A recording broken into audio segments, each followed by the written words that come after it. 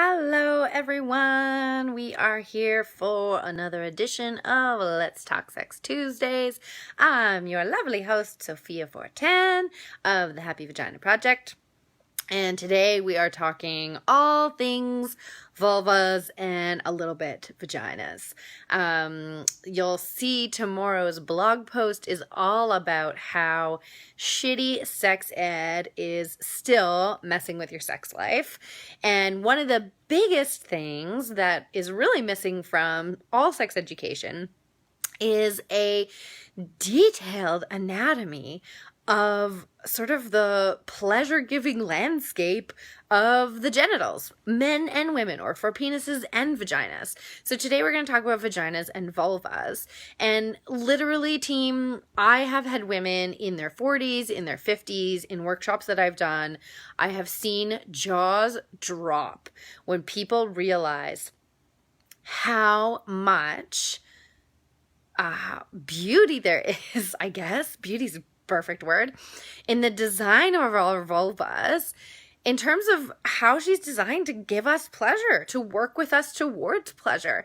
So a big thing in sex ed is, we don't talk about the detailed anatomy. We focus on our reproductive capacity. We focus on how our, vaginas and vulvas are used to make babies, but we don't talk about pleasure and the magical anatomy down there. And we don't talk about all the amazing things that our vaginas and vulvas can do. So I'm just going to scratch the tip of the iceberg today, as they say, but I wanted to share with you some wonderful things that you can start to explore in your own vulva and vagina to better deepen your friendship and relationship with her, right? Getting to BFF status with your vagina and your vulva is all about getting to know her, her likes, her preferences, what she likes to wear, how she likes to get dressed up, but also, her anatomy, her face, her features. So that's what we're going to talk about today. Let's dive in. So, there's a couple of things I want to talk about, and I'm just going to look at my notes because I want to make sure that I get this really right for you. And the first thing that I want to talk about is the 5 erectile beds that are in your vulva and vagina. Side note, I really wish I had a vulva puppet. I will be getting one of these days, as well as a model of a clitoris so that I can do a better job of helping you to visualize this. But for now, let's just work with the imagination. Try to picture this in your mind as we kind of walk through it, okay? So 5 erectile beds within the vagina and the vulva. Women, or bodies with vaginas, have more erectile tissue than penises. So when we think of a penis, the shaft is sort of surrounded by erectile tissue. Erectile tissue is tissue that engorges with blood during arousal, and then it traps that blood and creates an expansion. So you might be familiar with certain parts of your vulva and vagina expanding and getting juicier and bigger and puffier during arousal, but there's actually 5 areas of erectile tissue, and I guarantee there's at least 1 or 2 that you probably don't know about or aren't working with, or maybe have experimented with but haven't sort of consciously known about. So we're going to go through them one by one. Number 1 is the clitoris. And I really wish I had a clitoral model. There's so many new images out there that help you to see how large the clitoris actually is. It's a very large organ, and it takes up a lot of the sort of internal real estate of your vulva area. Sort of the internal real estate. So definitely encourage you to just look online for clitoris. You'll see all kinds of fun new art that show you how big the clitoris is. Most of us have really been focused on, and I'm just going to see if I can get comments going on the bottom here. It just says write a comment. I see a few of you are on. Welcome. Well, we'll just go that way. I can't see comments on the phone right now, but maybe post me something if you can't say hi, and then maybe it'll show up for me. I'm still getting used to the technology. All right, I interrupted my train of thought. Your clitoris. Perfect. Hello. All right, I can see comments now. Great. Or the clitoris. Many of us think of it as just the little nub that's sticking out of the top, and that's actually the glands of the clitoris. There's a little hood that covers it, right? Some women have a large hood, some women have a smaller hood. And then the clitoris actually has two really long legs, like this, that sort of go over what we call the vestibular bulb. So you can imagine when you see sort of your labia, they're sitting there, the clitoris is kind of sitting there inside, kind of like a horseshoe or a gate over the opening. So it's not just the glands that grows and becomes erect during stimulation and arousal. The legs and the shaft do as well. And you can stimulate that not only by working with the shaft and the hood and the glands, but also by working sort of with the tissue around the external labia to help grow or engorge the clitoris. And when you're thinking about the different kinds of pleasure and sensations that you can get, it's helpful to imagine all of that swelling and engorging that's happening, not just restricting the pleasure that's coming right in the tip of the clitoris, right? So the first area of erectile tissue that is found in bodies with vaginas is the clitoris. Not just the tip of the iceberg, but the whole organ. And you can really experiment with how it's showing up for you during arousal. The second one is the vestibular bulbs. I think many women are quite familiar with this. You'll notice that your outer labia get quite puffy and engorged when you're really turned on. And that's the vestibular bulbs inside, again, becoming aroused and erect. So that's a more common one that we're really familiar with. And again, knowing that there's these two kind of big bulbs on either side of the vulva opening, experiment with that, play with that. What does it mean to stimulate those bulbs? The other one is called the urethral sponge. And the way to imagine it is, I'm going to do my best here with my hands. So this is your vaginal opening, let's say, right? We're just going to have to get a little creative here today. This is your vaginal opening. I don't have two hands. So you have two holes, right? There's at the top, the hole that leads to the urethra, which is where your pee comes out. And then there's the opening that leads to the vagina, where the baby comes out. So there's actually a sponge of erectile tissue that's wrapped around the urethral opening and tube going into your body.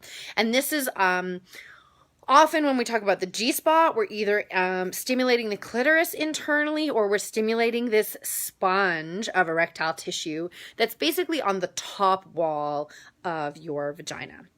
So just like the clitoris, just like the vestibular bulbs, this sponge expands and gets more full and erect when we stimulate it and when we become aroused. So it can be really interesting to experiment with stroking the top wall of the vagina to stimulate that specific area and see what kind of response you get. The other thing about this is the vaginal wall doesn't actually have any nerves directly in it, but as the vagina expands, it basically comes into contact with more tissue that has nerves, and that is what helps to kind of increase the amount of sensation that's happening within the vagina when we're having intercourse or we're doing sexual play. So that's three. We've got the clitoris, the vestibular bulbs, the urethral sponge. The final erectile bed, there's 4 erectile beds, is the perineal sponge. And that is the spongy area at the base of the vaginal opening. So if we think of our vaginal opening here, at the base of the opening, sorry, I don't have good hands today. At the base of the opening, there's another area of erectile tissue. So for some women, I know this has been an experience for me, I always noticed there was quite a bit of pleasure coming from that particular area. And I didn't realize that there was tissue that was expanding and growing and becoming erect with arousal. So you can play around with that perineal sponge. So it's not the tissue between the anus and the vaginal opening. It's kind of tissue at the bottom of your vaginal opening. If you were to insert your finger gently into the vagina and press down, it's down there. So there is tons of erectile tissue in the vagina and the vulva. This is the takeaway here.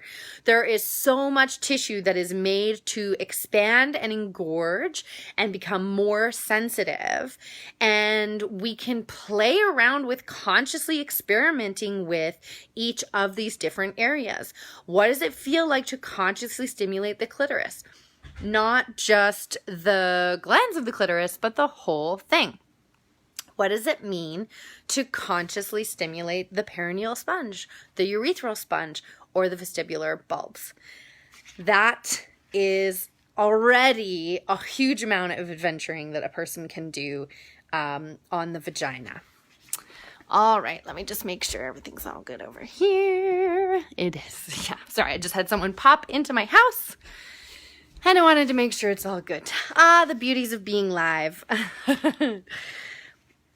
So, did you know about the erectile beds? Is there something new here that's resonating for you? Pop it in the comments. Is there an area that you want to explore tonight, tomorrow, this week with your partner or with yourself?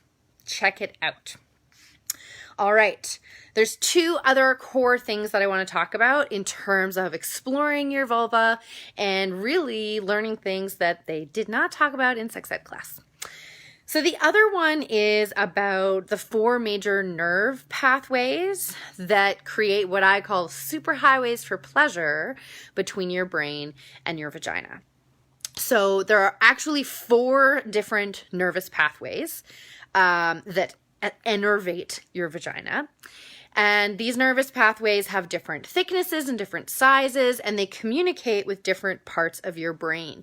So you'll often hear about people talking about how, you know, women are capable of like 11 different kinds of orgasms or infinite kinds of orgasms. And in large part, it's because of the range of erectile beds that you can stimulate, as well as these nervous pathways. And I actually like to think that women have sort of this infinite capacity for pleasure and different varieties of pleasure. It's like this menu smorgasbord because you could stimulate just one nerve or a combination of nerves. You can stimulate one area or a combination of areas. And all of these things is going to result in different hormones being released, different areas of the brain being stimulated, and different levels of stimulation, which to me is so fascinating. When I read Naomi Klein's Vagina, A New Biography, one thing that really struck me in that was she talked about how there's been research done to kind of map these nervous system highways. And to my recollection, she talked about how the male plumbing all tends to be quite consistent, whereas the female plumbing, if we think of the nervous system as plumbing, can be very, very unique. I could have a ton of nervous pathways or nerve endings in my clitoris and not so many in my vaginal walls. Or I could have a ton in my cervix or around my cervix and not so many around the vaginal opening.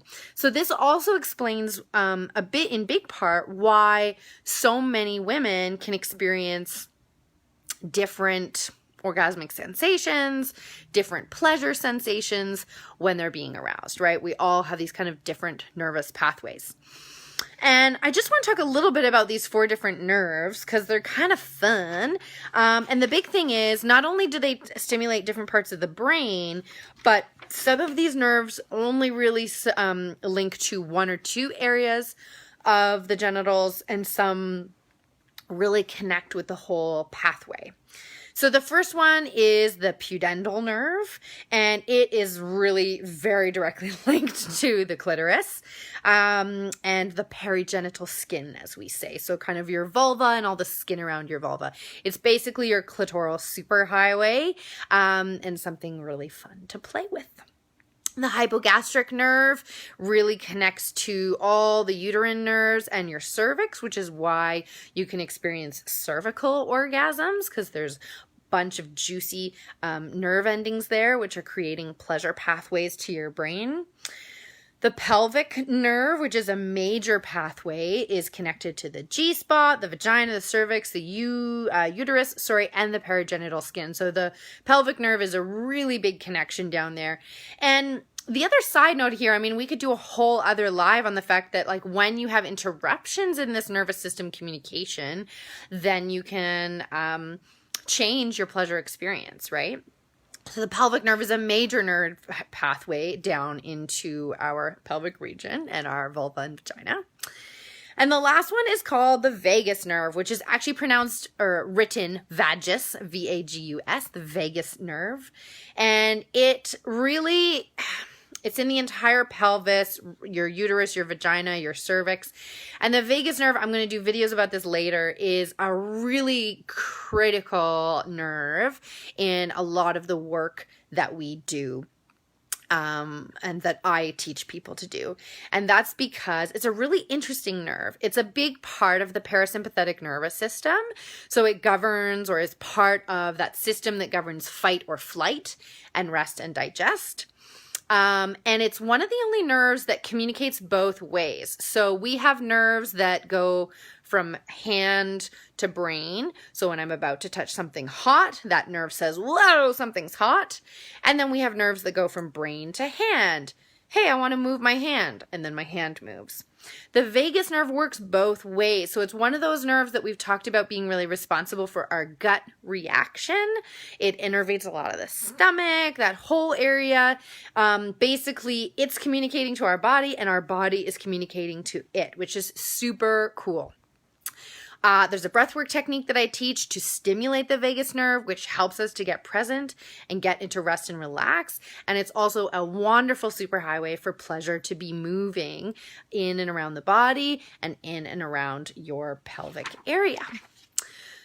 So, recapping, the main reason that we can explore so many different kinds of pleasure in the vulva and the vagina is that we have 4 different nervous pathways that create these highways for pleasure to move.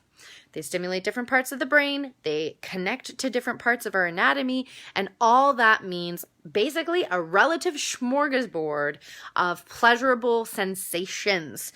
And when we get open and curious about that, instead of getting used to the same old standard, like this is what an orgasm feels like, and we get open to what does it feel like to stimulate this part of me?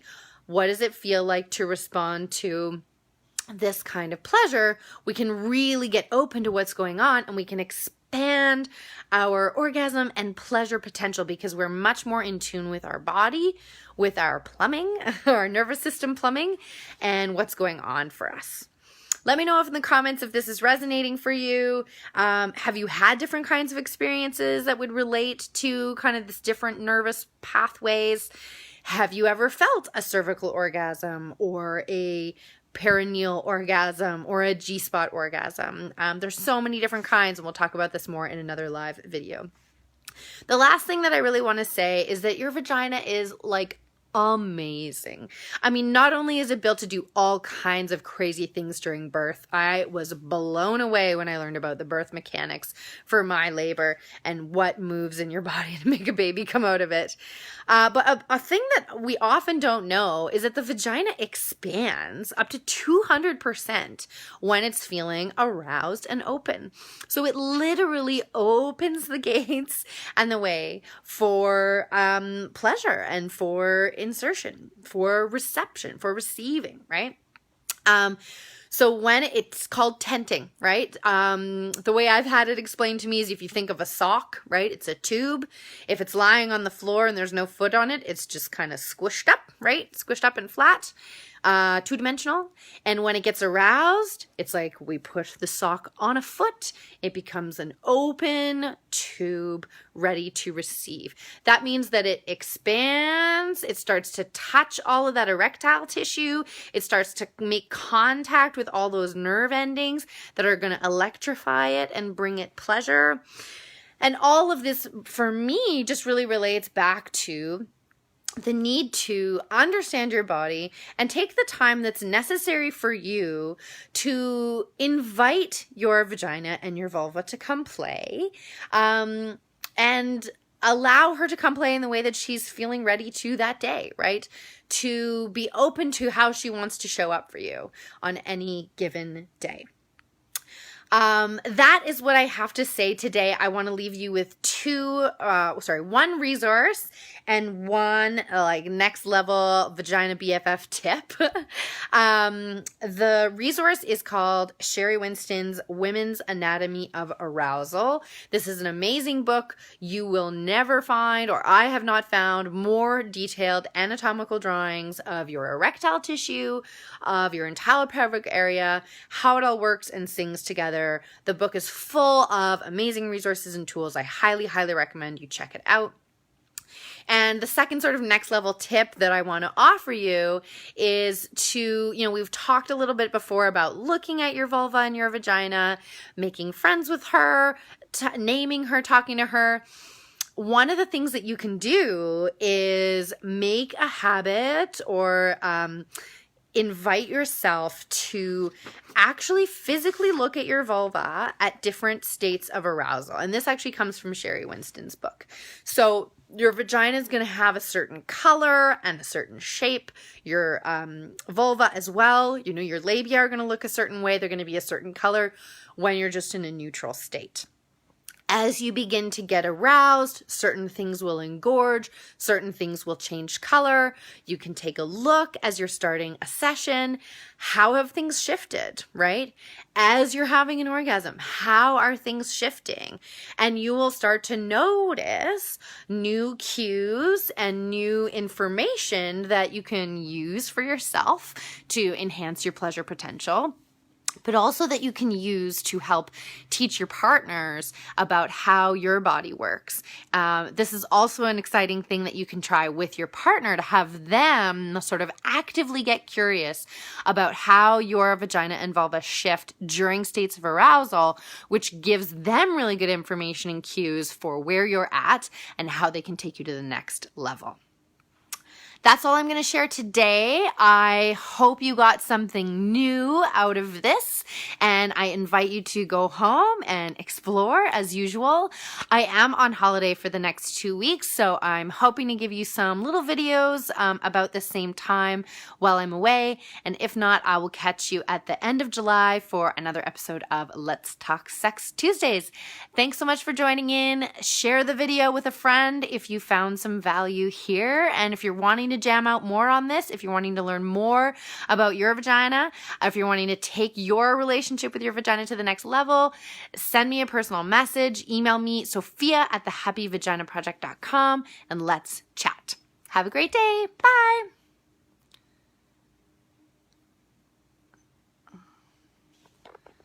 The finish button is not working.